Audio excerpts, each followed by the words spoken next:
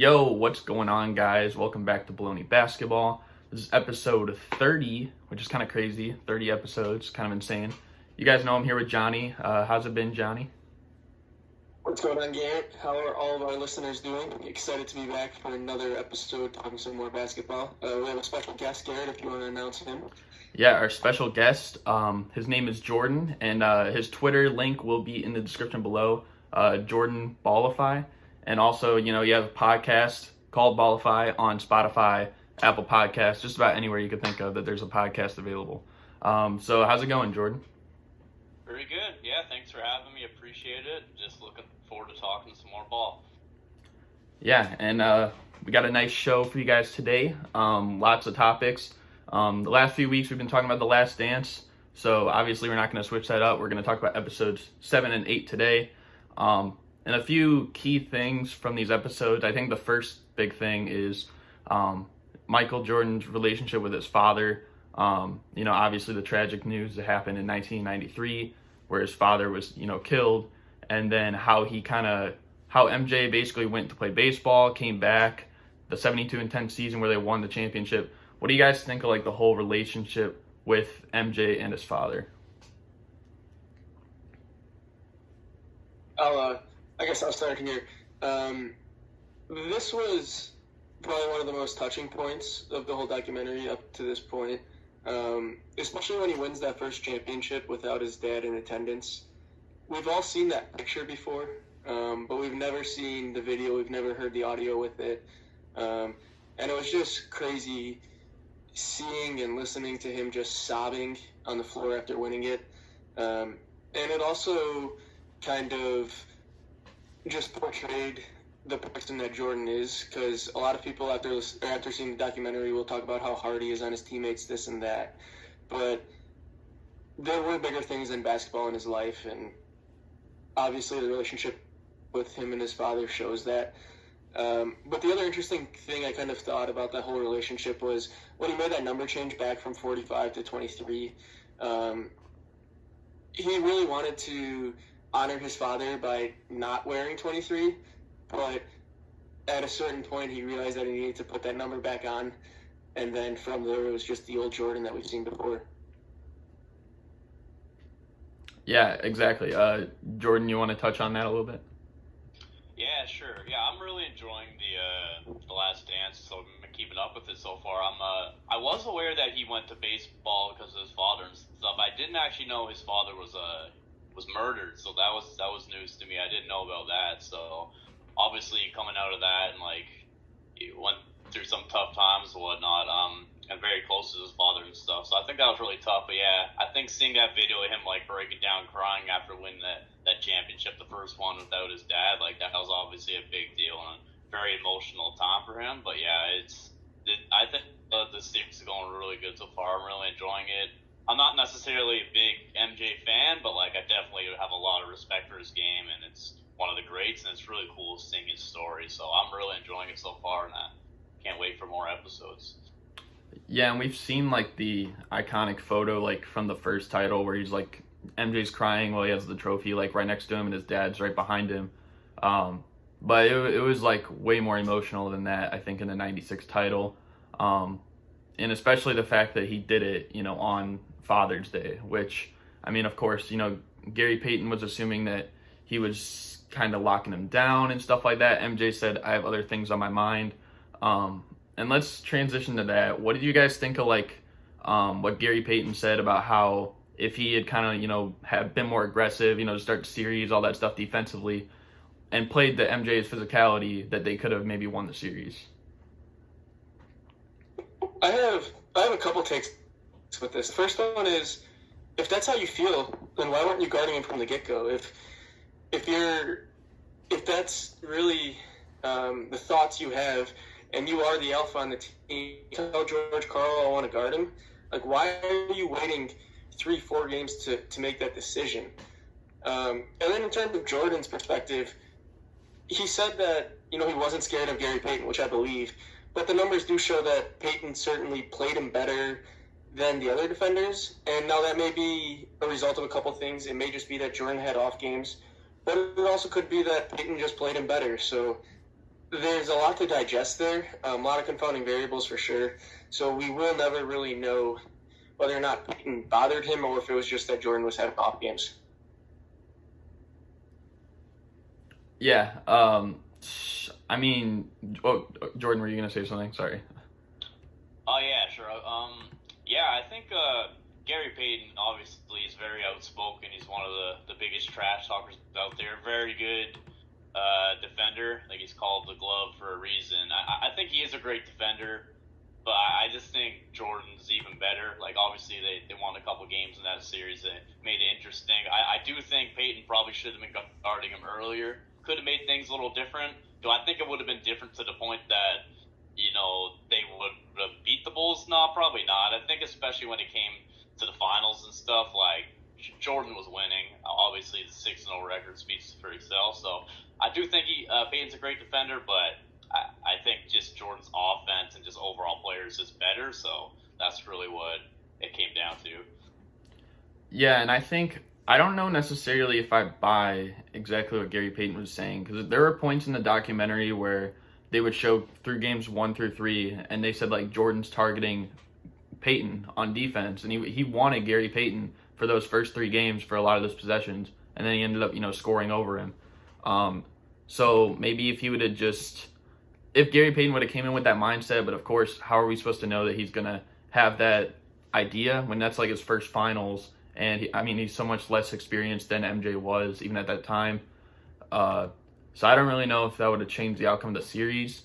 It might have made it a more competitive series in the first 3 games, but I don't know if it would have changed really the outcome. And I guess you kind of noted, or you kind of hit on it a little. Jordan always wanted to, or he always kind of chose who he guarded. Like, Dream Team, he wanted to guard the point guard from Puerto Rico because he was talking about him. Dream Team, he wanted to guard Kukoc because Kukoc, there was the whole Payton versus Kukoc thing. Jordan all did what he said he was going to do. He always guarded the person he wanted to guard. So in that respect, Gary Payton just didn't do that. He just, after he decides to guard him for a couple games, then he's talking about, the series would have been way different. If that's the case, then why wasn't he guarding him earlier? That's a question that needs to be answered. And to me, it shouldn't just fall on George Karl.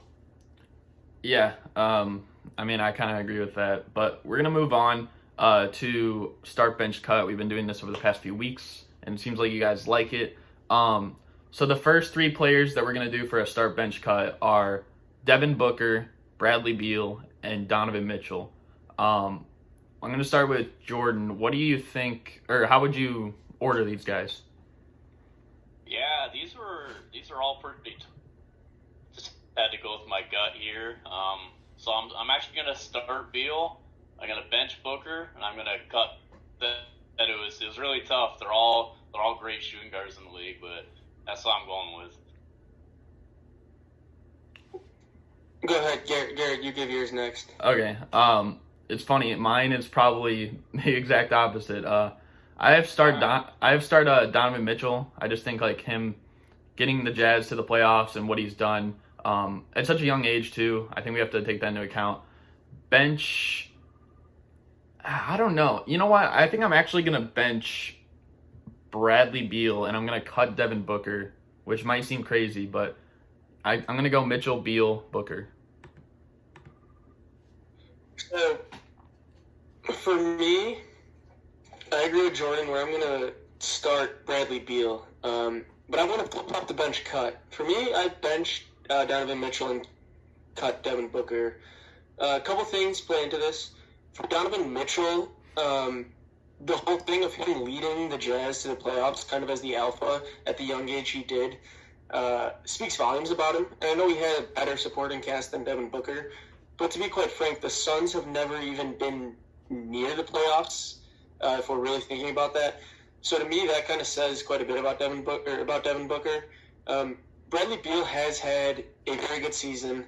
And I don't know, recency bias may play into it a bit, but he is one of like 70 players, I think I saw, to ever average 30-plus in a season. And a lot of those have been repeats, so he's one of 30 people to do it.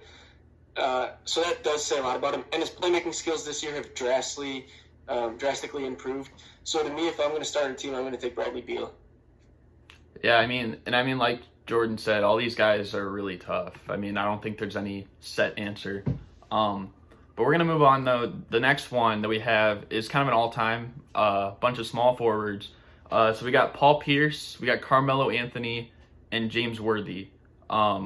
Which one of you guys wants to start?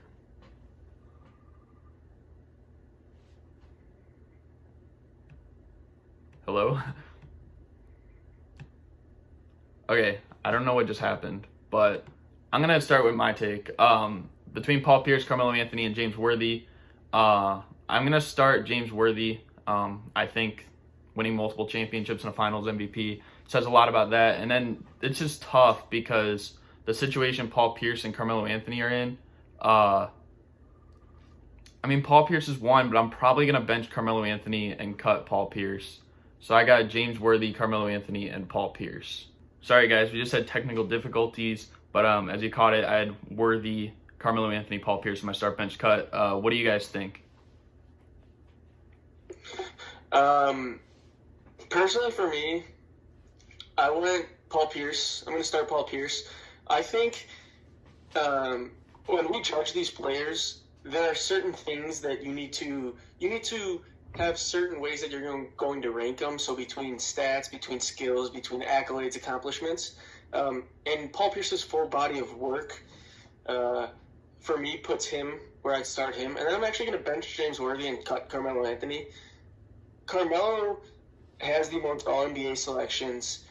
He has some nice stats, but he just hasn't accomplished a whole ton. A lot of his accomplishments come from outside of the NBA.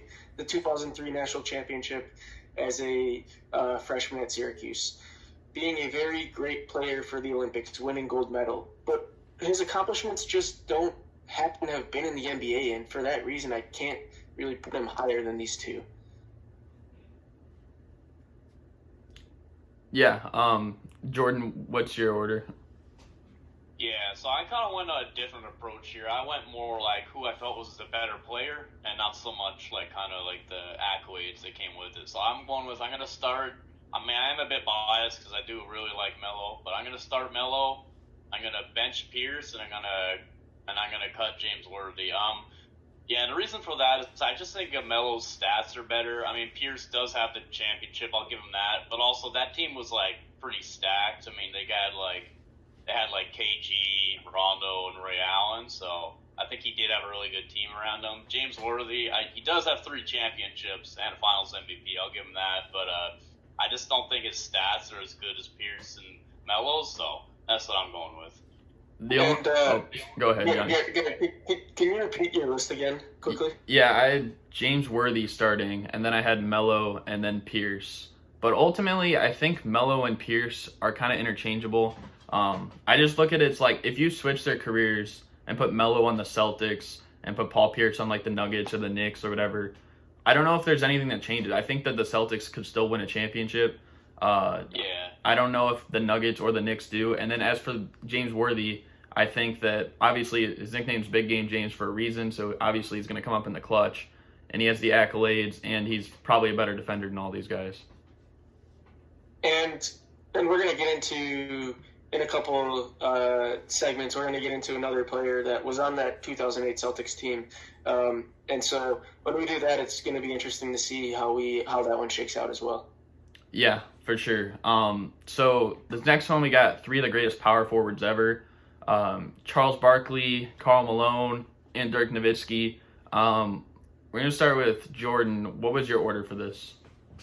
Yeah, sure. Yeah, this is a tough one. I mean, easily some of the best power forwards ever. I'm gonna start Nowitzki. I'm gonna bench Karl Malone. I'm gonna cut Charles Barkley, and I think the reason for that is, well, I'm cutting Barkley just because he never won, and well, actually Malone never won either. But I'm starting Dirk just because he won, but he won with like so much less. Like when he won in 2011, he won that as the only All-Star in his team, and like in my opinion, that is like one of the most impressive championship runs I've ever seen. So that's the reason I'm going with that.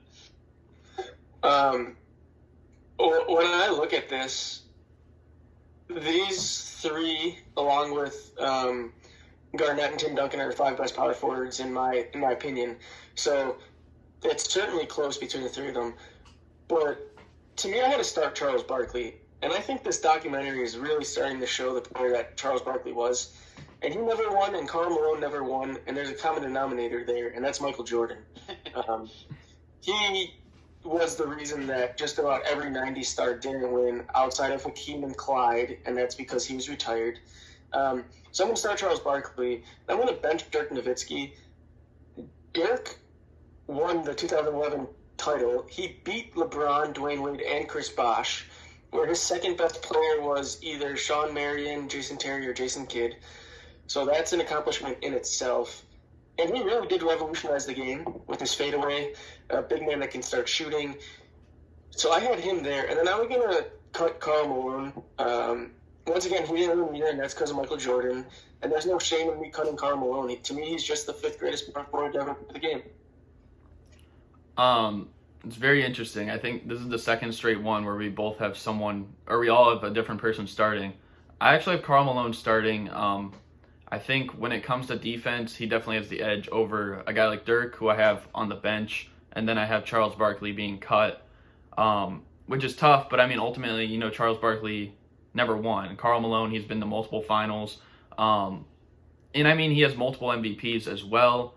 I think that being one of the best scorers ever, one of the most durable players too, which, I mean, Dirk and Charles Barkley, near the later years of their career, didn't really have that. Of course, Karl Malone didn't have that, like his last season with the Lakers, but his whole time pretty much with the Jazz, he was pretty durable.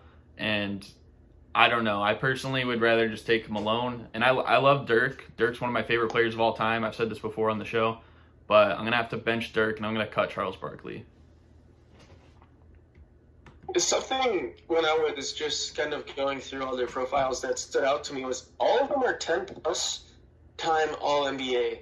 Barkley at 11, Dirk at 12, Karl Malone at 14. That is crazy. That just shows the durability that these guys had to just be one of the 6 greatest forwards in the game for 10-plus years. Yeah, for sure. But we're going to move on to our next one with 3 point guards all time. We got Tony Parker, Rajon Rondo, and Gilbert Arenas. We're going to start with Johnny. What was your order on this? So I went Gilbert Arenas, Tony Parker, Rajon Rondo. So I'm going to start Gilbert, bench Tony Parker, cut Rajon Rondo. The thing about Arenas, and I know it appeared that I did prioritize sense of accomplishment as well, but when I look at it, Gilbert Arenas' peak to me was just way higher than the other two. Where the arguments for Tony Parker and Rajon Rondo come are their longevity and their winning. Tony Parker was never the best player on a championship team. Gilbert Arenas or Rajon Rondo, he was not the best player on that Celtics team either. There's the argument to be made that Tony Parker was never the second best player on a championship team. So I just don't think that can elevate him high enough for me. To me, there was the opportunity that Gilbert Arenas, if he ever did win a championship team, that he could be the second best player on a championship team. The other two players, I just don't think that that's true. Yeah, it's funny. I actually had the same order. I have Gilbert Arenas starting. I have Tony Parker on the bench and Rondo being cut. I think you hit it right on the nail when you said Gilbert Arenas at his best was way better than these other two. Of course, they've won more, all that stuff. But I'm just going to take Gilbert Arenas over them because from like the mid-2000s time, put him on any of these other teams and they might win just as much or more that like Tony Parker, Rondo was on. But what about you, Jordan? Yeah, so for this one, I valued winning more than like maybe skill. So I'm going to start Parker, bench Rondo, and cut Arenas. I do agree that I think Arenas is probably the most talented out of all of them, but in terms of like an overall career and like the accolades and stuff, and just because in this scenario I'm going to value winning more, that's what I'm going to go with. But I also understand that Parker and Rondo, like they had very good teams around them most of their career. Rondo for when he was the Celtics. Arenas never really had a great team, so I could definitely understand why you would start Arenas. Yeah, and I think that's fair. That's probably how I'd put it too if I were prioritizing winning over necessarily like who I think was at the top form or whatever.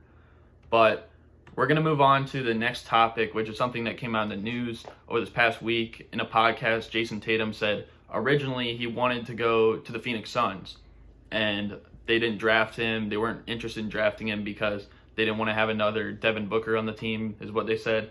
So just imagining Jason Tatum and Devin Booker both in Phoenix, how would that affect the Suns and how would that affect the Celtics?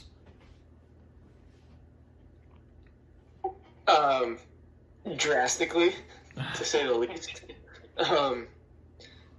You kind of mentioned that quote, the owner saying, "We don't want another Devin Booker," as if Devin Booker is a bust. While he may not have or has been contributing a ton to the team thus far, he's certainly better than just about every other draft pick they've had. I mean, go back and look at the draft picks they've had.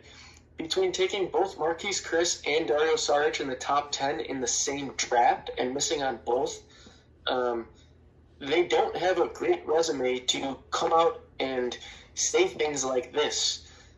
That is, Stephen A. Smith would say, blasphemy, a terrible look, now especially hearing what the owner said. Tatum was gone by the time the Suns picked in this draft. They picked 4th overall. They ended up with Josh Jackson, who had very good potential, and he played pretty well for a little, and now he's with Memphis. But I don't know why, as an owner, you'd say we don't want another Devin Booker when he's the best player you guys have had in a long time. Yeah, I mean, I think he already showed potential, like Devin Booker did. He already showed potential in the season before, because that was just off the season that he scored 70 in a game. You got to think, like, once you see this guy going off, I believe he averaged like 22 or something that season too, that, like, if we get another guy like this and then we put decent role players around him, we could be a good team down the line. But now they're looking at this over 3 years later, and I mean, they still haven't made the playoffs. If the season resumed at, the same amount of games that they played normal, they probably still wouldn't make the playoffs. And ultimately, I think eventually it might lead to Devin Booker requesting a trade, and then it's like you have nothing. But I really don't know. Jordan, what was your thoughts on the Jason Tatum to Phoenix thing?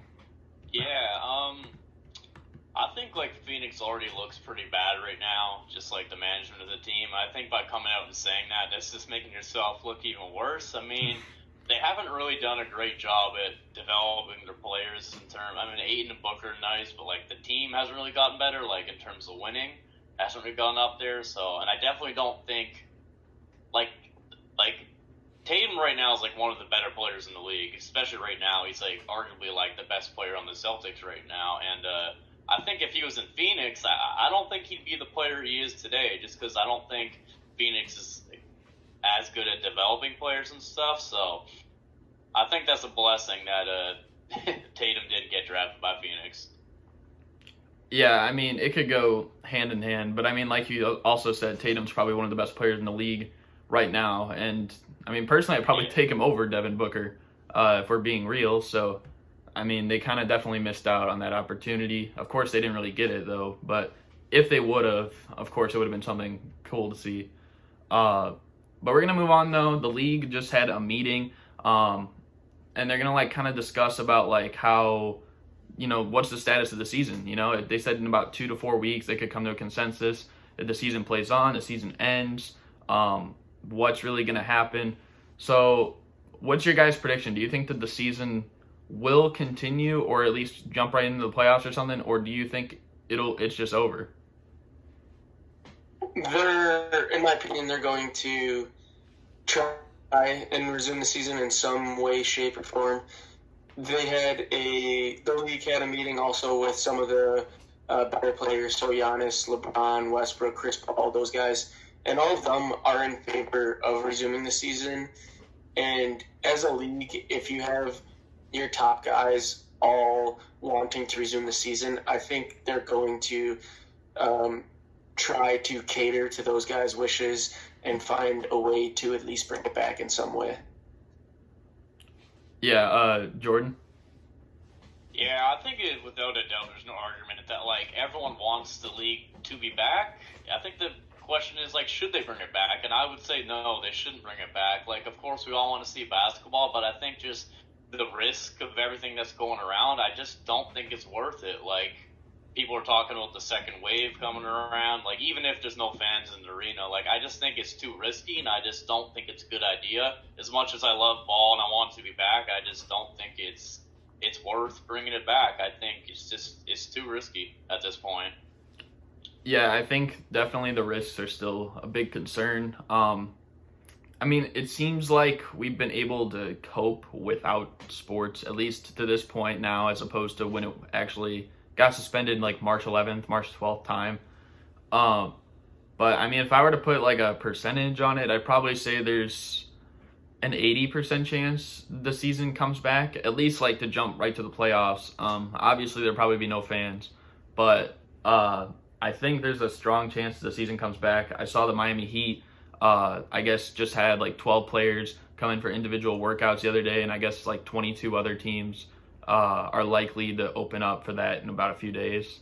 So, I mean, that's a good sign for getting the games back, but I don't know when we could expect it. Like maybe mid-June, late June, I don't really know, but that's just what I see from it. But yeah, and I guess just one last thing. There's so many things to consider. Like, what happens if a player tests positive?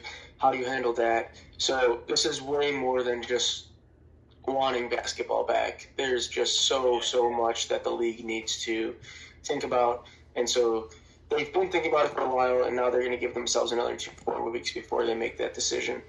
Yeah, and like you guys said, like the second wave, I mean, if it happens again, it's pretty much likely that it'll just like be over, you know. But we're going to move on though to a list that came out by ESPN, the top 74 list, in honor of like the 74 years that the NBA has been around. We're just going to like we're not going to go through the whole list because that'd take forever, but we're going to point out things that we thought were wrong with the list. I don't know, Johnny or Jordan, I don't know which one of you wants to start. Go ahead, Jordan, take it. Yeah, I'm just looking at the top 10 list so far, and like I don't have any major issues with it.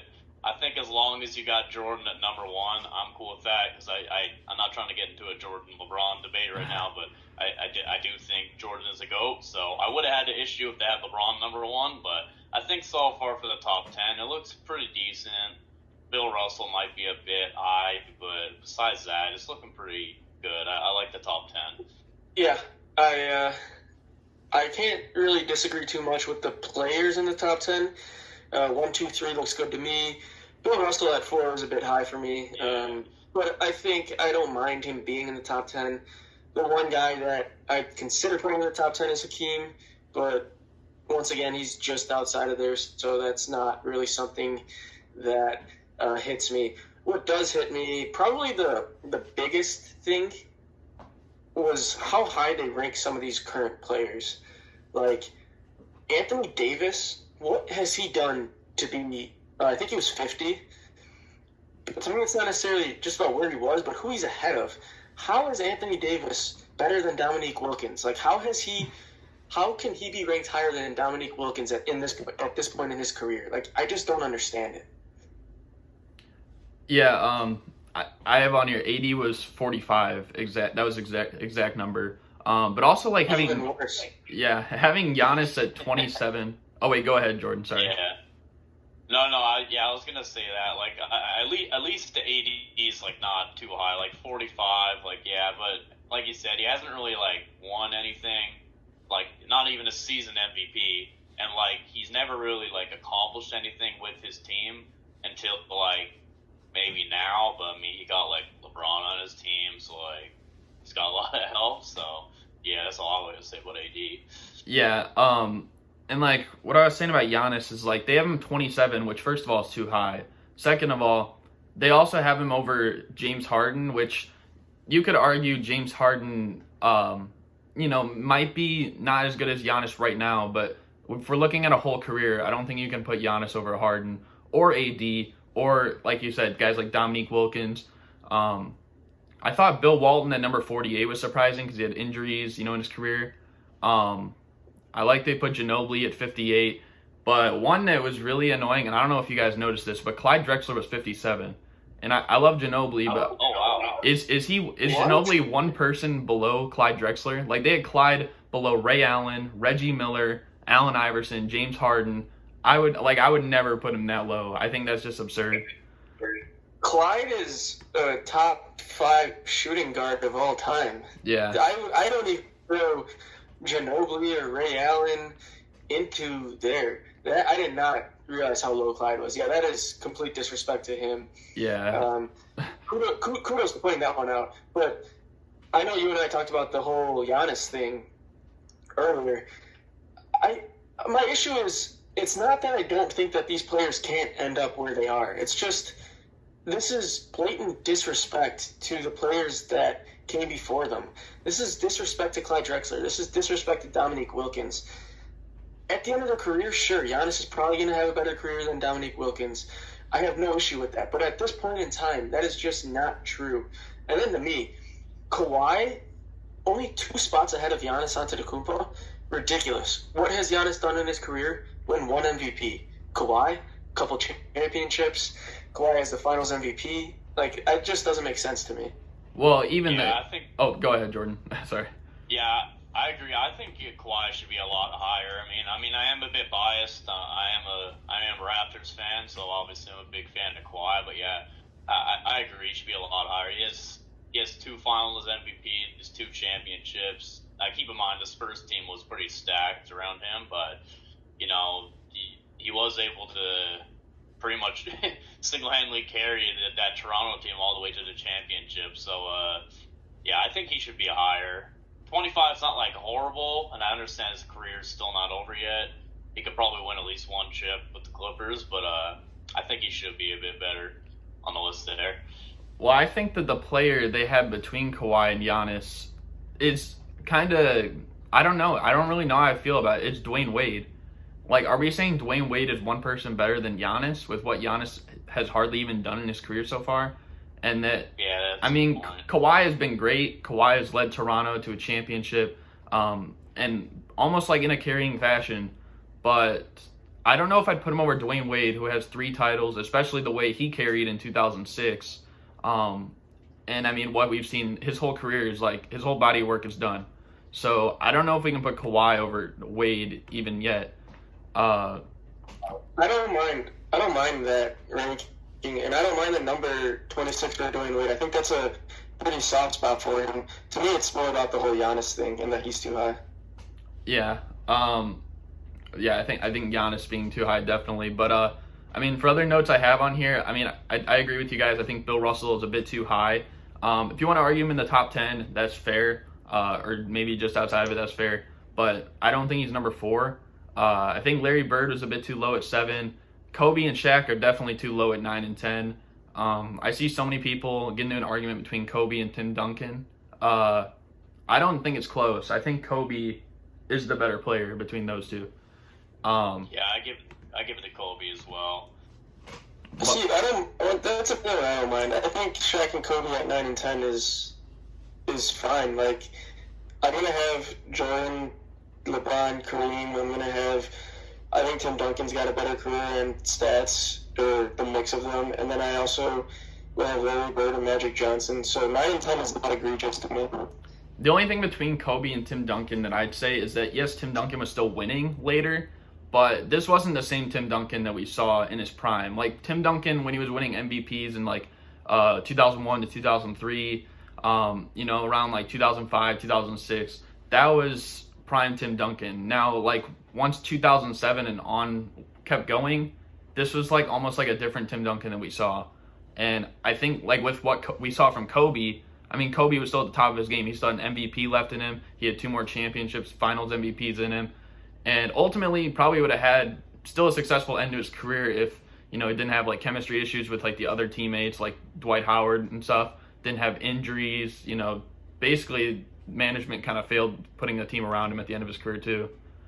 But what I will say is I think the people 10 through 20, I don't know if I'd put them 10 through 20, but I think that was probably the best part of the list. Like, I don't think I'd rearrange anything in there. And as for like the very old players, like George Mikan, Bob Cousy, this is kind of like, I guess, the last thing we'll touch on. What did you guys think about like how high they were ranked? They had like George Mikan like 30 something and Bob Cousy like 41. But what did you guys think about that? It's kind of hard to judge just because it's hard enough to compare the 80s and the 90s to today. It's way harder to compare something like that between the small amount of teams. Basketball just wasn't basketball back then, and so I kind of struggle ranking those guys to begin with. Yeah. Jordan, do you have any thoughts on Bob Cousy or George Mikan? Were they too high, too low, just right? Yeah. I don't really have much thoughts on that. That was like well before my time. I'm not like I recognize the names for sure, but I'm not too familiar with kind of like what they put up and whatnot. And yeah, I agree. It's kind of hard to judge like back what they did then to now, comparing like 80, 90s players to now. So it's tough. So I don't know. It's hard to say. Yeah, I agree with the point that it's hard to judge. I will say though, George Mikan. Of course, like we always say, like people from back then that were like 7 feet tall were playing in an era where people weren't really 7 feet tall typically, unless there's like a Wilt Chamberlain or Bill Russell or Bob Pettit that came along every once in a while. But he really wasn't even an efficient player. So I don't know if I'd put him 30. I think that's kind of insane. I think there's definitely a lot of players I would put above him. As for Bob Cousy, I mean, he won a lot of championships. He was very efficient. Multiple-time All-Star, so I'm not going to be too upset with that, but that was just my thoughts on those two specifically. But yeah, that's pretty much all the topics. Hope you guys enjoyed. Do you guys have any final words at the end? No, nothing much. Just thanks, Jordan, for joining us. It was fun. Yeah, thanks for having me. Really appreciated it. Yeah, and like I said, I mean, his link for his Twitter is going to be below. Go check out his podcast, Spotify, Apple Podcast, just about anything you can pretty much think of, at Ballify. It's going to be the same as his Twitter handle. So, yeah. But hope you guys enjoyed, and we're out. Peace.